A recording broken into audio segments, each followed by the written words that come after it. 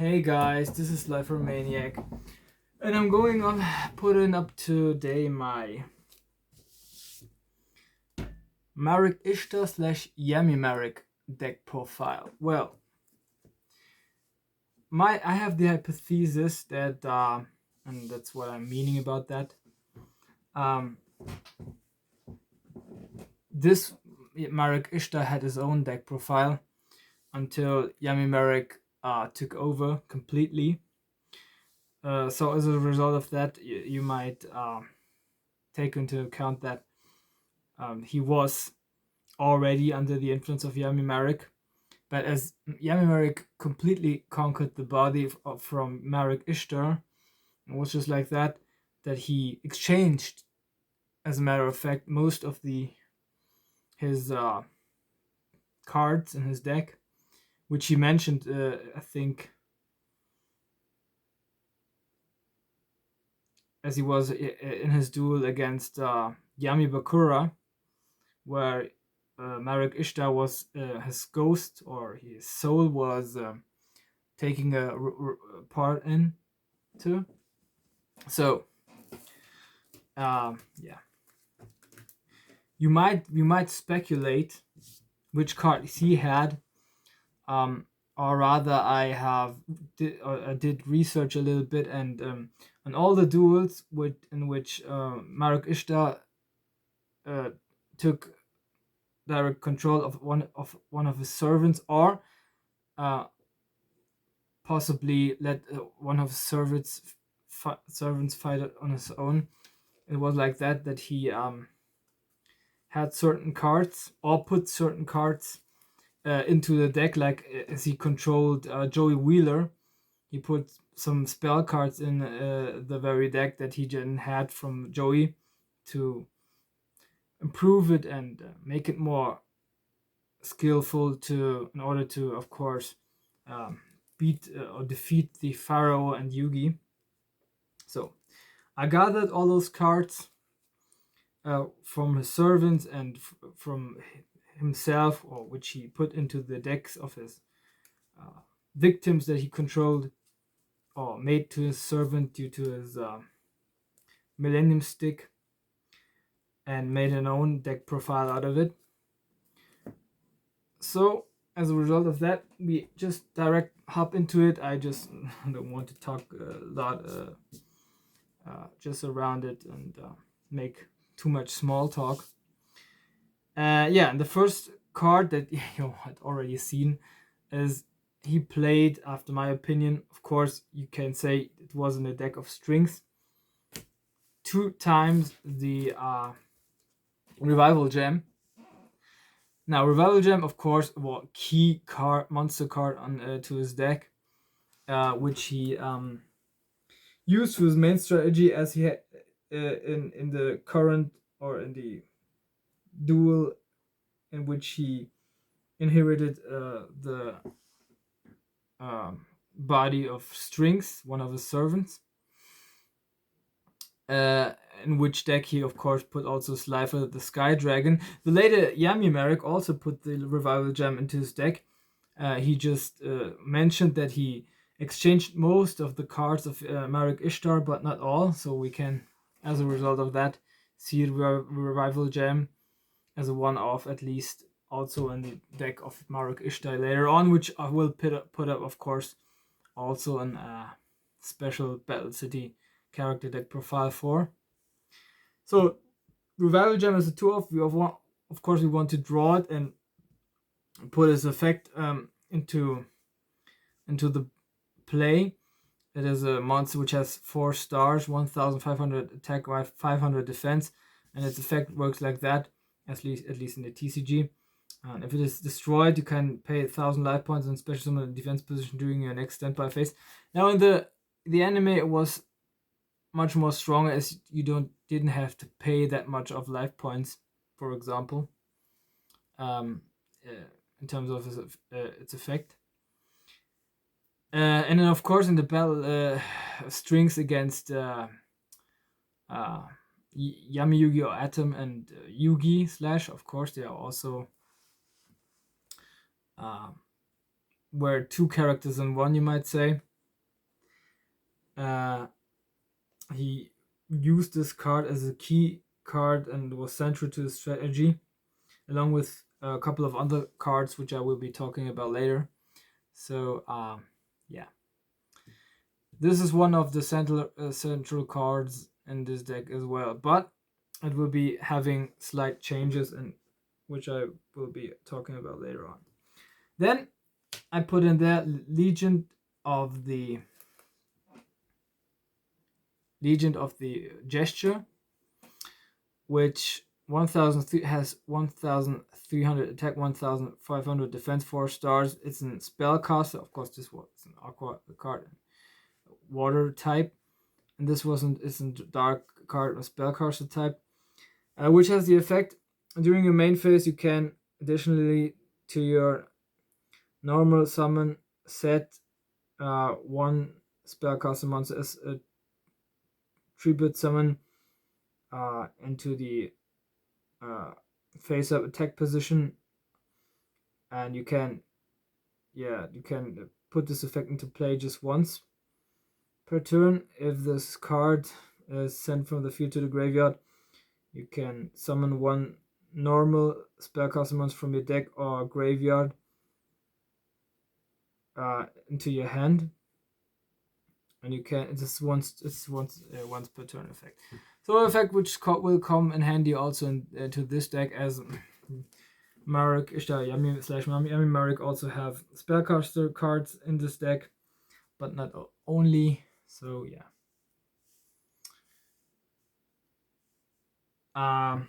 Then of course I put 3 humanoid slime into this deck. Of course, 4 stars, water type, aqua attribute, and water attribute, aqua type, with 2000 defense and 800 attack, which of course is a good defensive measure in terms of its defense stats. It is a good stall engine, and of course we have another thought, an idea around this card, since many of you guys might have seen the original Battle City anime duel from Strings against Yami Atom and Yami Yugi Atom and Yugi, in which he of course combines this card with the Warm Drake into a fusion monster, which of course also exists in this deck. Warm Drake also is to be combined with this card as a fusion monster, as I already mentioned. And Warm Drake has 4 stars, has an Earth attribute, and is a reptile type monster with 1400 attack, 1500 defense. Also a moderate on the issue of the stats. Vanilla now normal monster, which also came in handy into the battle and duel against Servant Strings, which he controlled, of course. So Strings, you might this card is of course an Arcana card, not to forget. And then I have Gear Golem, the Moving Fortress, as another great defensive measure against, of course, on the idea to stall and to put up a good defense. Gear Golem, the Moving Fortress, has 4 stars, has 4 stars, and has an Earth attribute and machine effect. Machine type monster, which has an effect once per turn during your main phase. You can pay 800 life points. This card can attack your opponent directly this turn with 800 attack and of course 2200 defense. As I already told you guys, it is a good defense mechanic which you put into play in order to at least get a good defensive posture for maybe the next couple of turns. Also, another card of Seeker Rare Hunter. This was, of course, a Seeker Rare Hunter, and this one also is the stone statue of the Aztecs with also 2000 defense and 300 attack. It's an earth attribute and rock type monster, which has the effect all battle damage which your opponent receives is doubled. So also a burn damage possibility and option to make your opponent a little bit more vulnerable to perhaps direct attacks or other burn damage effects, which of course Marik Ishtar also showed in the deck or in the duel with Joey Wheeler. As you control Joey Wheeler, he put also a couple of spell cards into the battle, which he put in the very deck of Joey Wheeler. Then I have, of course, Great Ildi Elder Tiki 2 times. Well, another vanilla monster, which has 4 stars, has a dark attribute, and which is a feed type monster with 1500 attack and 800 defense. Now, you guys might wonder why so much vanillas. It is a very common and natural stance and strategy into the Battle City era to put also vanilla monsters into your deck, so it's just logical that I also did it. And you might conclude then, of course, due to the cards which his servants had in his deck, he would also have the vanilla monsters into his deck.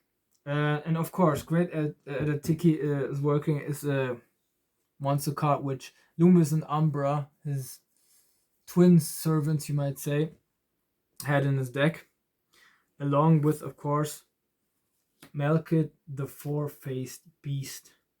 A card which was seen very often in the Battle City decks. Yami Marik had it also in his deck, and Yami Bakura also was seen at least it is in his hand, I think.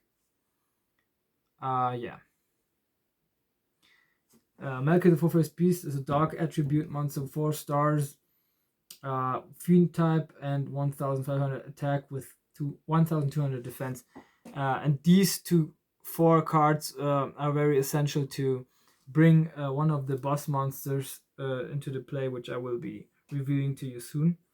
Then Warrior of Zera, a card which reminds me of another card of Marik Ishtar, which he put into Bandit Keith's deck, namely Zera the Mant. 4 stars, Earth attribute, 1600 attack and 1600 defense. Also a vanilla monster.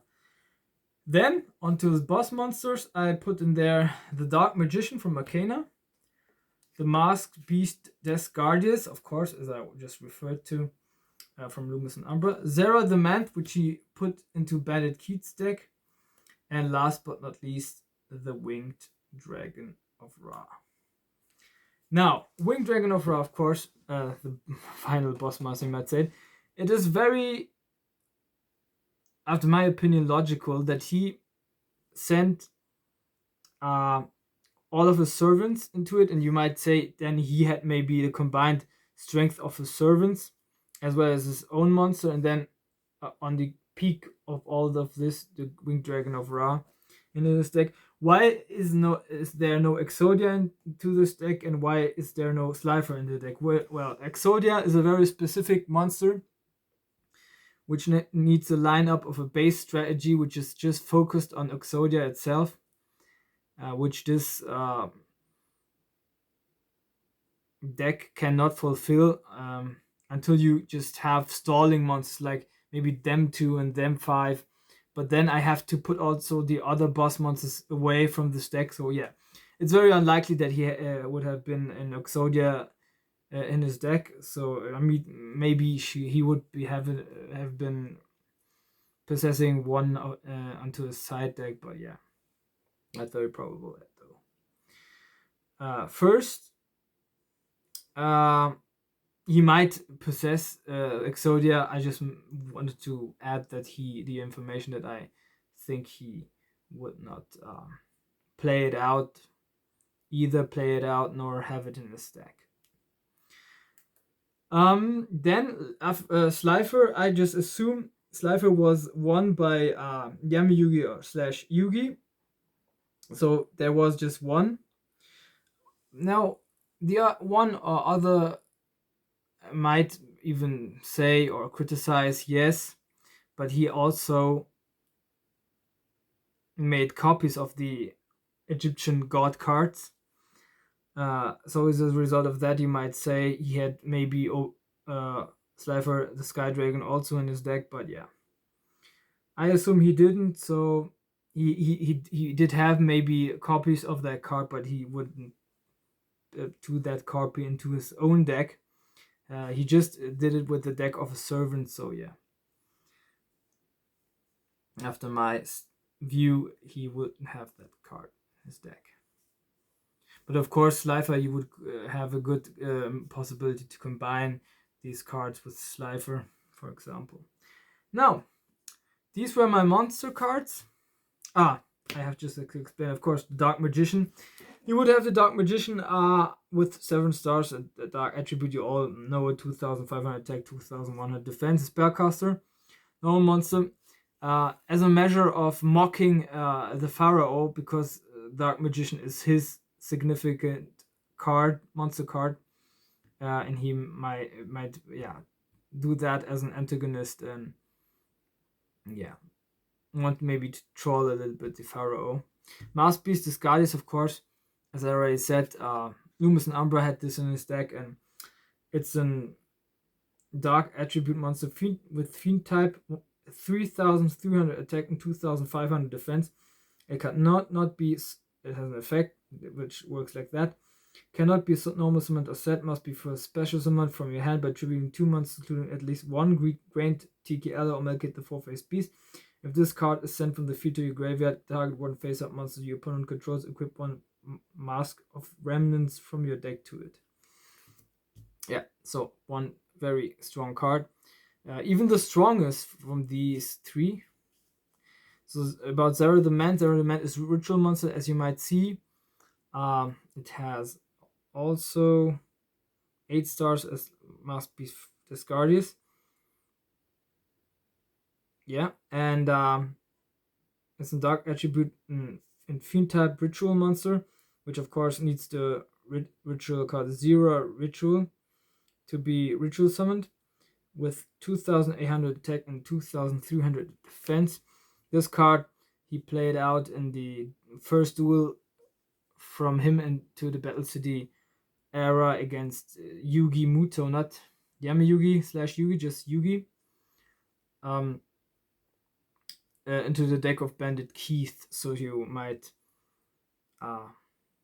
imagine that it was his card that he put it into the deck from Bandit Keith.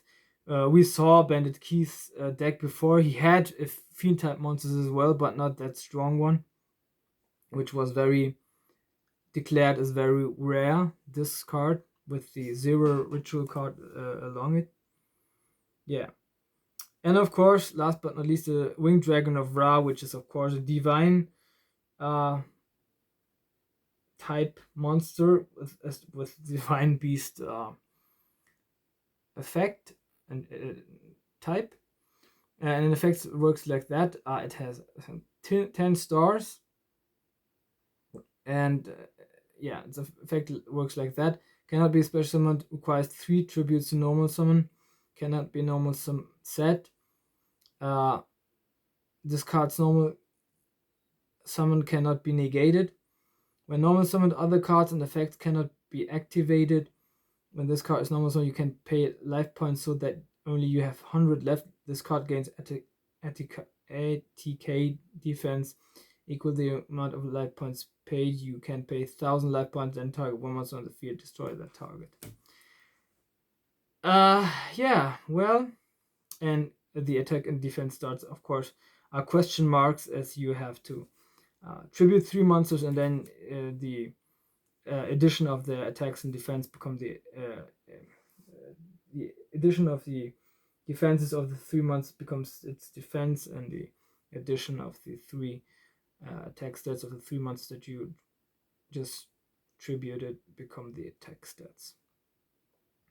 Now, this was, after my opinion, the monster cards. Now we come into the spell cards. Marik Ishtar is known for having very much strong, cunning, devious, and very crafty spell cards. And also spell cards which do a lot of burn damage, as we saw it in the duel from Joey Wheeler against Yami Yugi, and Yugi he put it in his deck. And of course, as first spell card, I put in there the Zero Ritual, which you need to in order to summon the Zero Demand card. Then a card which he played out against Yugimuto in the first duel, which he put into the Bandit Keith's deck, at least it's my assumption. And its effect works like that: changes the battle position of all attack monsters onto the field to defense position, vice versa. These positions cannot be changed during your turn. This card is activated except by the effect of a spell trap or effect monster card. You can activate this card only during your standby phase. So of course this is a good possibility to turn the tides if you have, if you're, a bit under pressure from the attacks of your opponent and they have weak defense stats, for example, and then you can maybe attack the weak stats. Maybe, for example, if they has Goblin attack force or something like that with 2,300 attack, or but with 0 defense, then you can, with your monsters then which are in defense position, for example, then attack it. Or maybe you don't have any monsters at all, but then put one of them onto the field, normal summon it, and then attack the 0 defense of Goblin attack force. Then a card which was very rare in the anime, or just declared for very rare as well, was Tribute to the Doomed, which also was has been taken into the duel as he was dueling with the body of Bandit Keith against Yugi. Of course, you know the effect: it destroys one monster if you discard one card in exchange to the graveyard. Also, Stop Defense, which of course puts in one monster into the into the attack position if it's face down, and you put it face up, but its flip effect is activated, so it's has also a downside. Dark Magic Curtain. Well, we have the Dark Magician in the deck, and it's an Arcana spell card, so I thought it would be appropriate to put this deck also into this deck, this card into this deck. Of course, you have to pay life points, half your life points, to special one Dark Magician from your deck. You cannot summon other monsters turn you activate this card, but you can normal set. As well as Anti-Magic Arrows, which of course works like it's a quick spell card also, so you could also activate it into the opponent's turn. At the start of the battle phase, for the rest of the turn after this card resolve, neither player can activate spell trap card or their effects. Neither player can activate cards or effects in response to this card's activation. So it's very, very handy, since it neither can be blocked nor can either play it and put spell and trap cards into play. Of course, the downside is you cannot activate spell cards after this card's activation for one turn as well. But if you have just the idea of attacking, then maybe even directly, then you can of course put all the spell and trap cards and activate them before you activate this card. Polymerization 2 times. Of course, we have the fusion monster from Drake Worm and the Humanoid Slime. So we need, of course, in logical sense, the polymerization. And as we have 3 and 2, so we might make it more probable to draw this card or put 2 in there. Card of the Safe Return.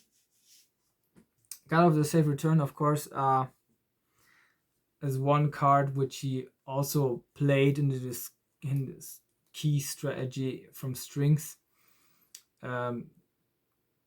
If Revival Gem, for example, a special summon or one of the tokens from the Gem Breeding Machine, which I'll put also into this deck. Yeah, rather here. Then you can draw one card, and as you might see on the artwork in the anime, he could draw 3 cards. So it was a little bit overpowered, but I thought one card is a little bit too few. Maybe they could have errated this to drawing 2 cards would be cooler, at least after my view. Yeah, special summon, but special summon from the graveyard. So yeah, it doesn't count for if the tokens are special summoned, but if cards are from the graveyard, like Revival Gem are special summoned. Then spell card in order to stall for 2 rounds, which is the Nightmare Steel Cage, which works like a source of revealing light, but just for 2 rounds. So your opponent cannot attack you for 2 rounds. Then, of course, Meteor of Destruction, which makes all the sense in the world since he had the put this burn spell card into the deck of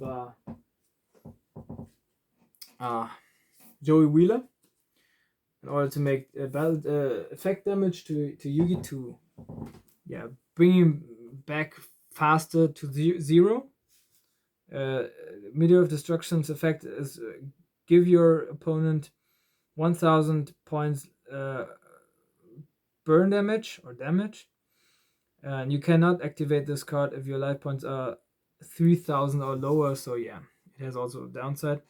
And of course, another spell card which makes all the sense in the world is Hinotama, which he even had, I think, 2 or 3 times into Joey Wheeler's deck, which inflicts 500 life points effect damage to your opponent. Yeah. So we are, of course, now with Joey Wheeler's, or we were just recently talking about Joey Wheeler's cards, or rather the cards which Marik Ishtar put into Joey Wheeler's deck. Then, of course, we also have to mention this one, Raigeki, which of course is very powerful, destroys all of the monsters of your opponents, and it's even so powerful to this day that it's also considered into the meta game, of course. Then further on, we have still place left. Mask of Brutality I put in there, of course, 2 spell cards, 1 spell card from Lumus and Ember, as well as Mask of Remnants. This one is an equip spell card, and it increases the attack as well as the defense stats. No, just the attack stats in 1000 points, and decreases the defense stats as in the same term. And in all of your standby phases, you got to pay 1000 life points. If you not do this, card is destroyed. Yeah, also in errata, I think in the anime it didn't have the downside, and 2 downsides even. I don't know if the decrease was also there, but you didn't have to pay 1000 life points in order to keep this card up onto the field. And of course, Mask of Remnants, when this card is activated, shuffle this card from the field into the deck. While this card is hooked up to a monster by the effect of Mask Beast Discardius, take control of that monster.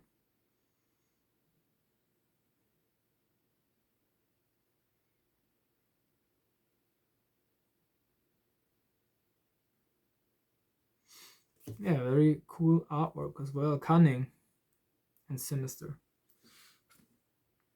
Then Oh, I don't know what it's called in English. I just forgot about it. First, we talk about Monster Reborn. Of course, he has also Monster Reborn as a staple. And that was my assumption. He has also Swords of Revealing Light into his deck as another stalling possibility. It was my assumption. Why? Because his sister Shizu Ishtar had this card into his deck, and Odion Ishtar, his um, brother, also had this card into the deck and played it out even, as well as Shizu did. So I thought it might be so an practical, convenient spell card uh, for stalling mechanics that also have it in his deck as well.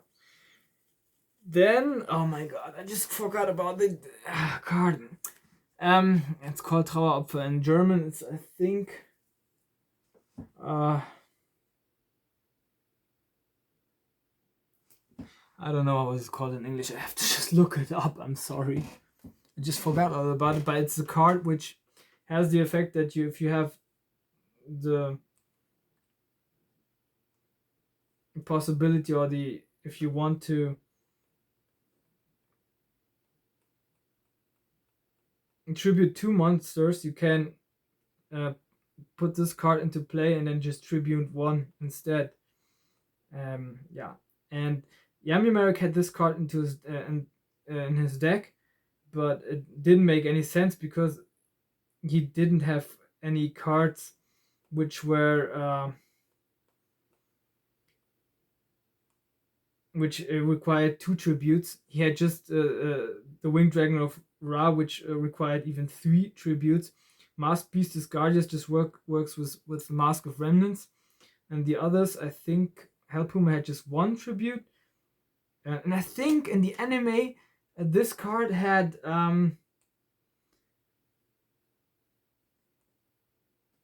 the effect. It just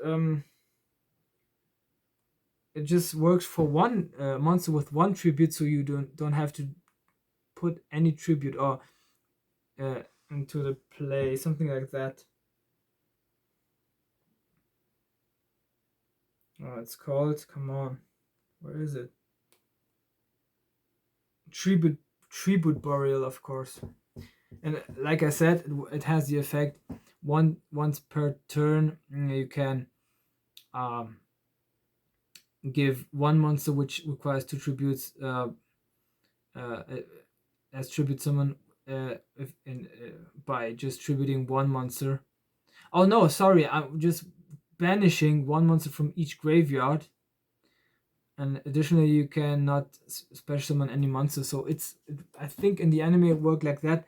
You have just for put 1 or just banish 1 monster from the graveyard for 1 monster which it requires a tribute. So yeah, it didn't work with monsters which required 2 tributes. As I already mentioned, he had just Winged Dragon of Ra with 3 tributes, and yeah, the other ones required Mask Beast Discardius. You have to have Mask of Remnants, and that's working in other ways to be summoned. And I think Legendary Fiend 1 has 1 tribute, Hellpuma 1 tribute.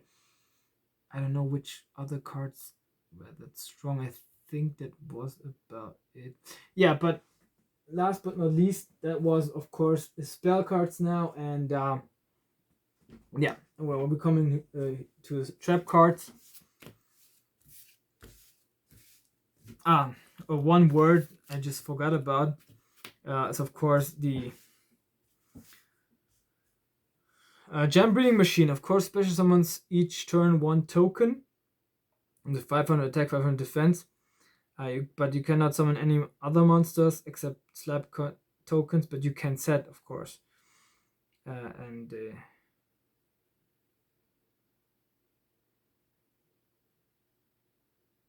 yeah. Alright.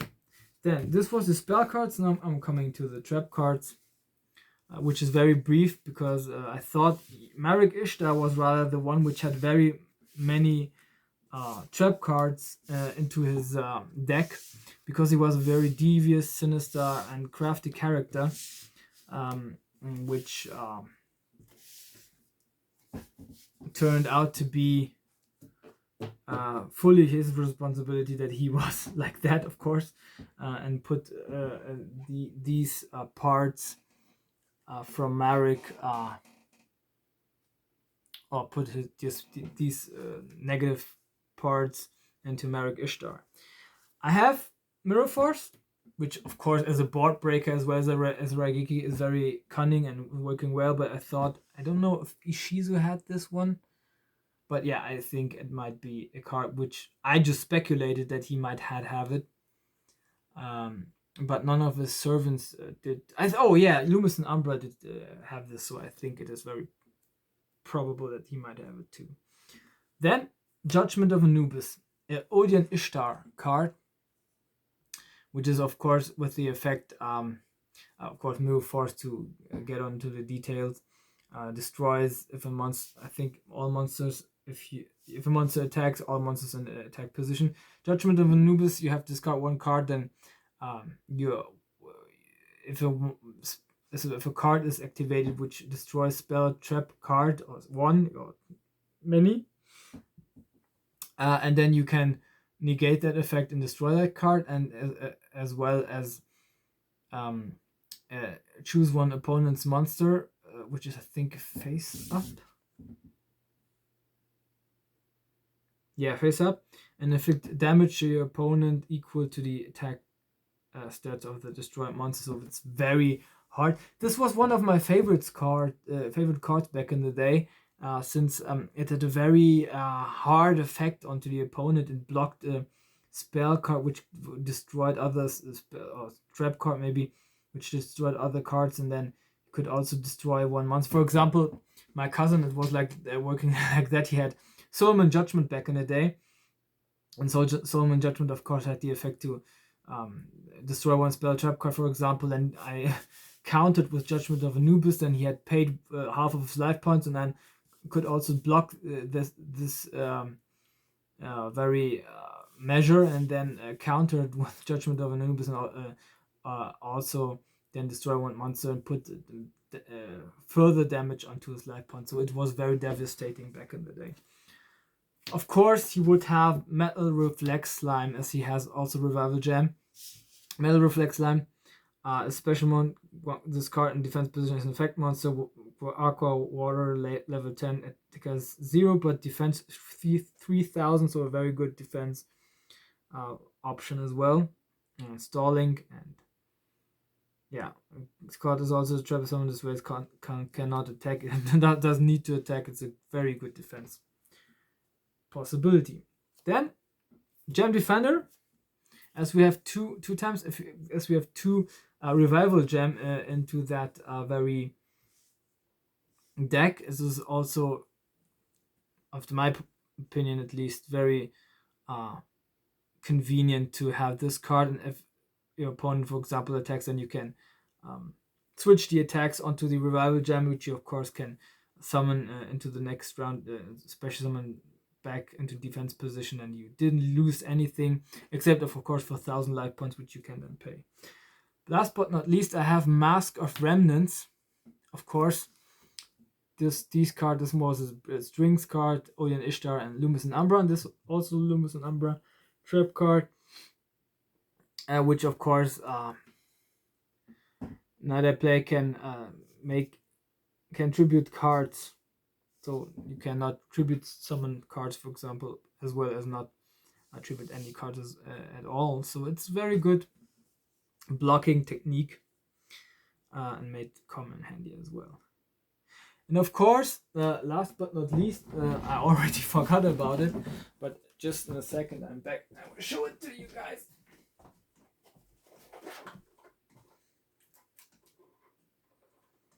He would have had 3. Put the trap cards away.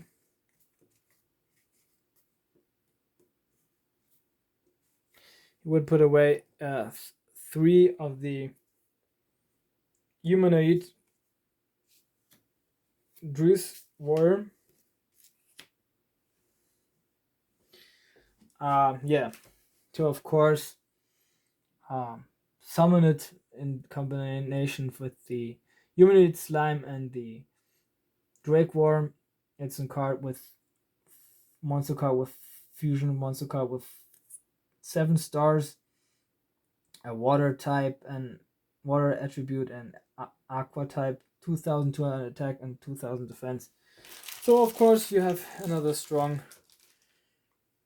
possibility in terms of making pressure by it. Put in a strong card from 2 weaker ones onto the field. Now this is it. This was my um, Marik Ishtar Yami slash Yami Marik deck profile for the Battle City arc, as I might imagined he would have it before Yami Marik then came out and then exchanged most of his cards. I hope you guys enjoyed it. Hit the like, hit the subscribe button, and show him some love. And comment down below, of course, if what you guys think Marik Ishtar would have had as a deck profile. Would it have been a very different one, maybe from that I created, or maybe perhaps it was nearer to Yami Marik's complete deck profile? Yeah, let me know, and goodbye. Your Slifer Maniac.